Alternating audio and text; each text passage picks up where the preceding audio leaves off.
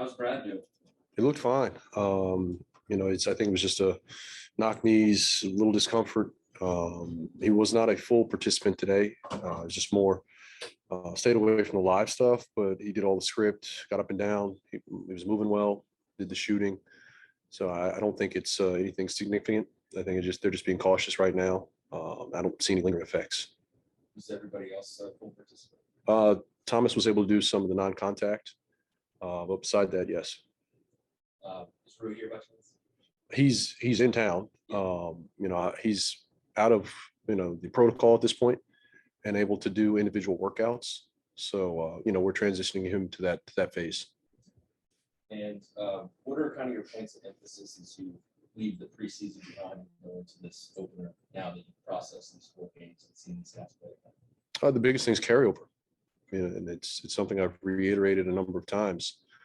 I think we've gotten better over those 4 preseason games. By no means perfect, but we had some good stretches. That last game against New York, we played in the bulk of 3.5 quarters at a high level.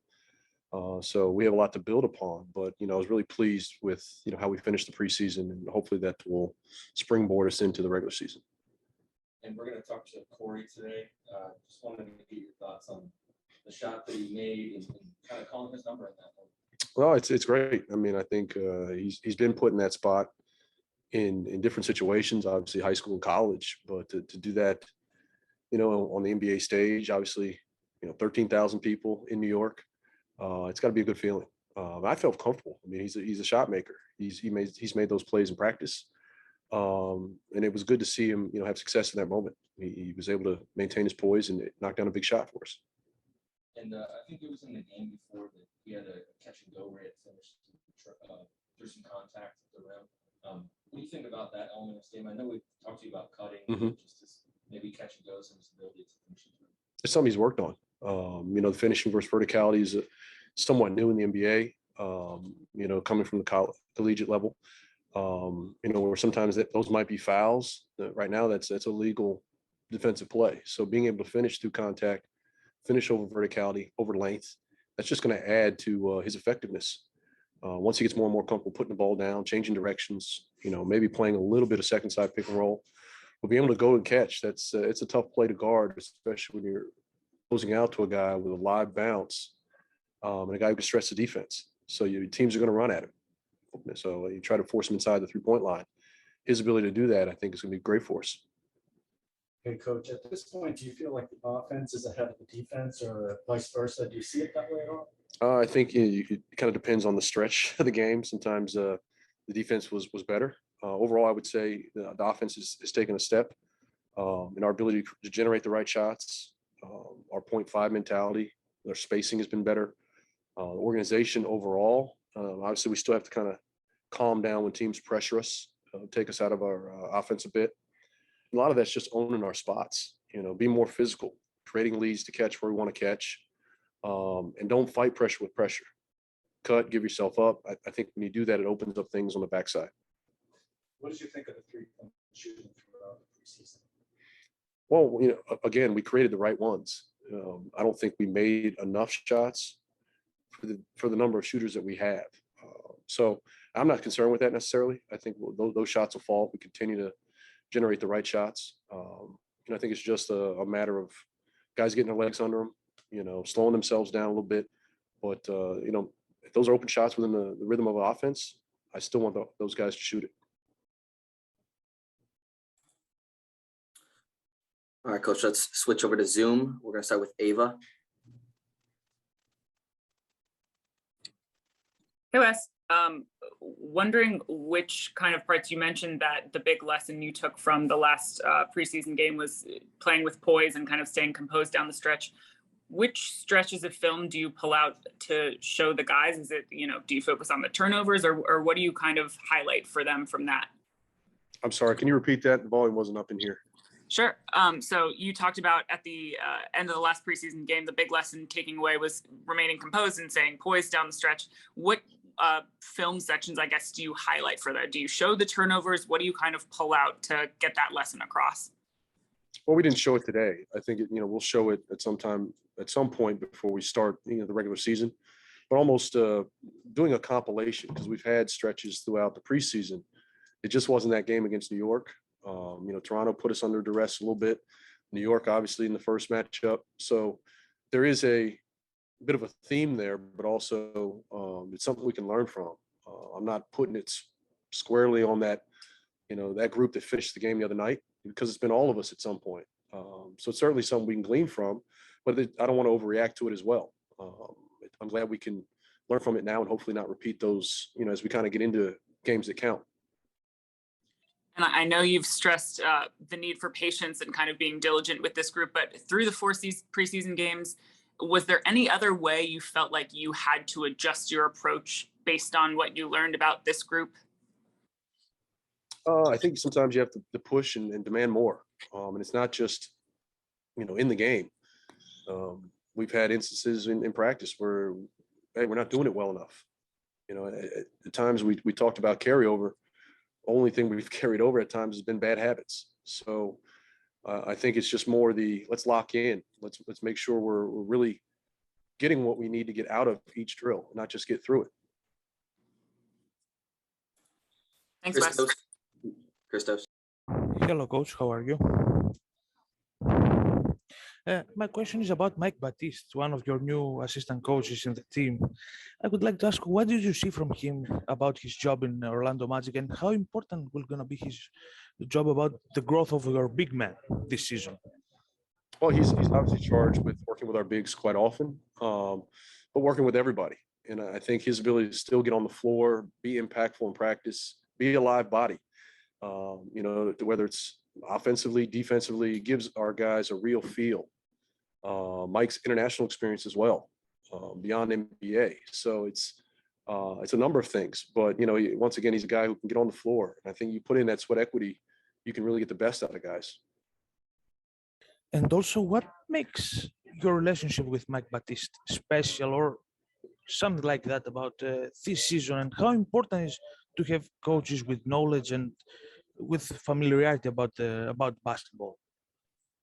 It's huge. I think it goes back to the relationship component as well.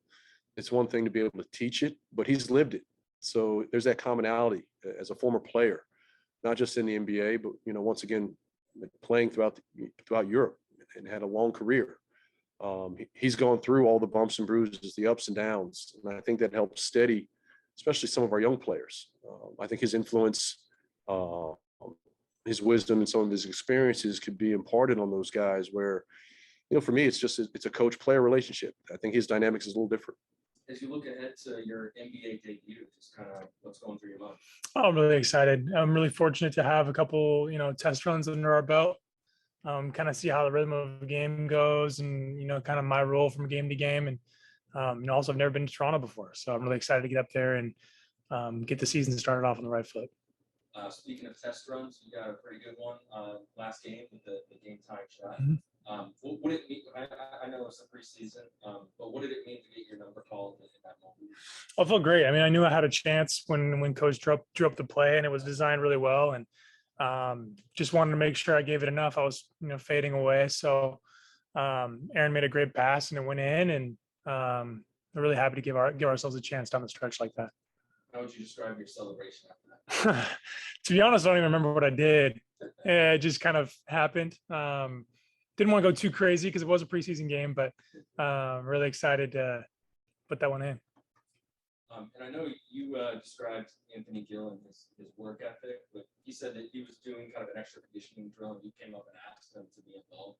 Just kind of why did you do that, and what else have you been trying to kind of go the extra mile? So yeah, just I walked into the gym and I wanted to make sure. I just want to take notes about who's doing what, and I wanted to attach myself to the hardest worker in the room, and AG is at the top of that list. With a bunch of other guys out here. So, and just the way I play too. I'm a high energy guy. I run around a lot, cover a lot of ground during games, and I need to be in really good shape in order to be on the floor. So, I figured AG was the right man to talk to, and of course, in AG fashion, he's like, yeah, sure. He pulls up a bike and we start, pedaling together. And, I'm really thankful for him to kind of let me in on that with him. And we just heard from Coach that Rui has cleared protocol and is going to be joining you guys very, very soon. Just someone who knows him pretty well. What was that? No, I'm really excited, man. I miss that guy. I'm excited to have him back in the facility. Excited to play with him, excited to be in the locker room with him. And the fact that he's ready to go and he's going to join us again soon is awesome. Can't wait to have him back, and he's only going to help on what we're doing going forward. And last one from me. 2 games ago, you had the catch and go where you were able to finish at the rim through some contact.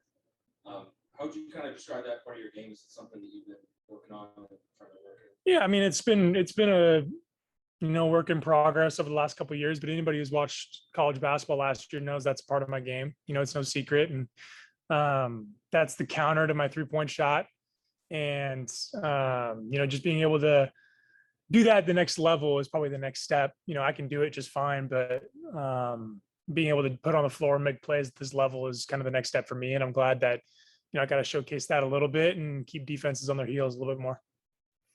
Hey, Corey, I'm just wondering, what have your rookie duties consisted of so far? Nothing crazy, nothing too bad yet. I mean, I've sung happy birthday a handful of times in front of everyone, picked up snacks, gotten towels, just little things here and there, ran errands for guys at the hotel. Nothing crazy. And, I'm here to serve. So, I'm ready to go, whatever happens next. Did you have to sing twice for Isaiah and Anthony? So yeah, AG is not a big birthday guy. He doesn't like the attention, so he didn't want his happy birthday sung to him today, which I got let off the hook. And then apparently there's a rule that rookies don't sing to rookies, so off the hook today.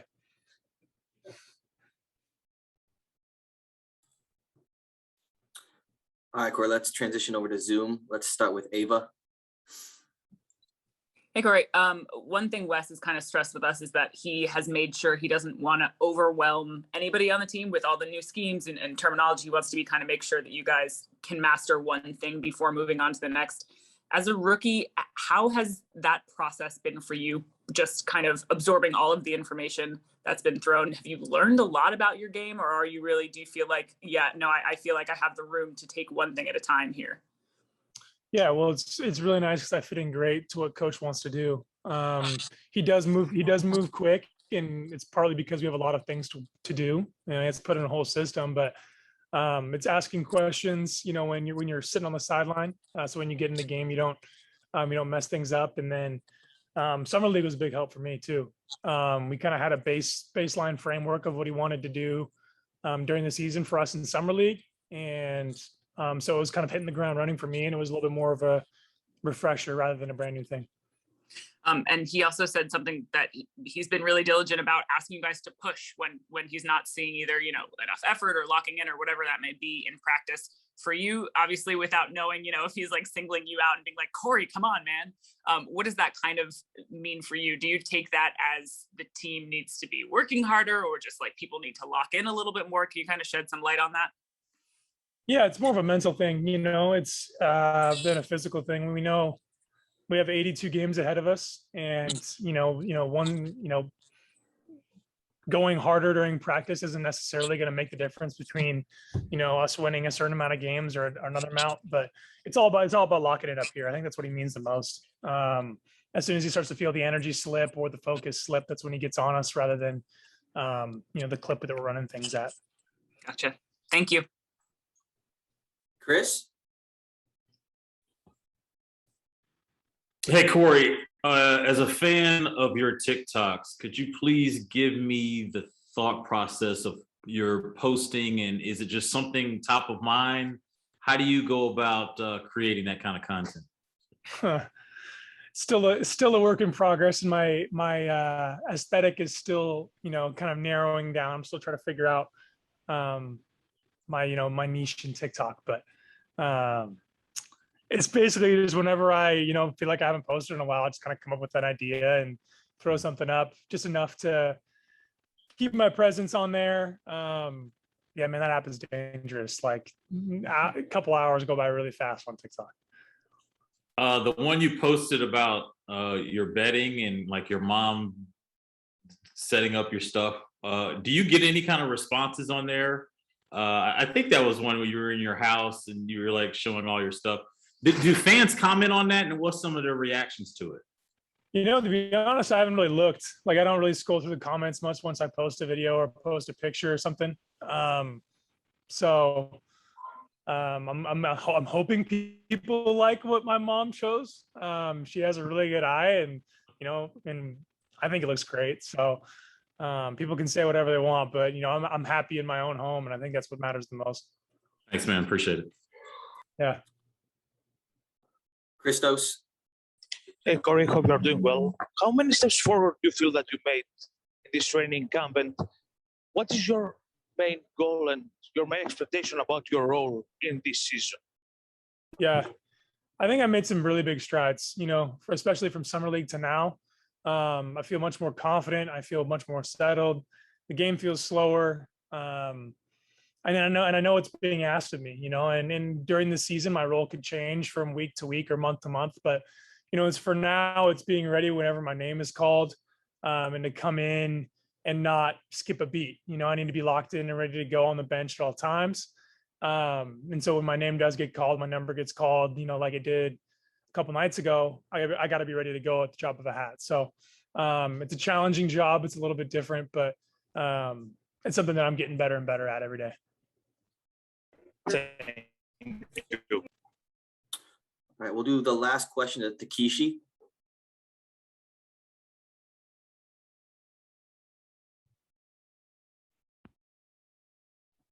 Oh, hello, Corey. Oh, can you hear me? Oh, thank you for your time. My name is Takeshi Shibata, and I'm calling from Tokyo, Japan. So I know you are a very good friend of our own Rui Hachimura. So have you learned anything about our country, Japanese culture, or anything like that? Yeah, I mean, I learned a little bit. I wouldn't say I know much, but I learned a little bit during my time at Gonzaga with Rui. I feel like that's when I learned about it the most. And obviously, with how much Japan follows our team because of him, I plan on learning a lot more. So I know it's a beautiful country and a beautiful people, and I can't wait to learn more about it.